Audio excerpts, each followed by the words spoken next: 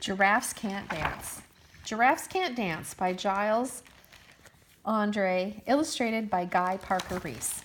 Gerald was a tall giraffe whose neck was long and slim, but his knees were awfully crooked and his legs were rather thin.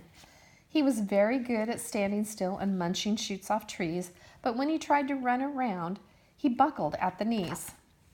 Now, every year in Africa, they hold the jungle dance, where every single animal turns up to skip and prance. And this year, when the day arrived, poor Gerald felt so sad because when it came to dancing, he was really, really bad. The warthogs started waltzing and the rhinos rock and rolled. The lions danced a tango that was elegant and bold. The chimps did a cha-cha with a very Latin feel, and 8 baboons then teamed up for a splendid Scottish reel. Gerald swallowed bravely as he walked toward the floor, but the lions saw him coming, and they soon began to roar. "Hey, look at clumsy Gerald," all the animals, they sneered. "Giraffes can't dance, you silly fool. Oh, Gerald, you're so weird." Gerald simply froze. He was rooted on the spot. "They're right," he thought. "I'm useless. Oh, I feel like such a clot." So he crept off from the dance floor and he started walking home. He never felt so sad before, so sad and so alone. Then he found a little clearing and he looked up at the sky. "The moon can be so beautiful," he whispered with a sigh.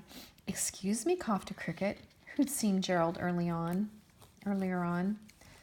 "But sometimes when you're different, you just need a different song.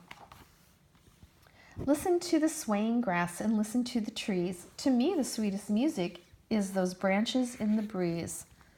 So imagine that the lovely moon is playing just for you.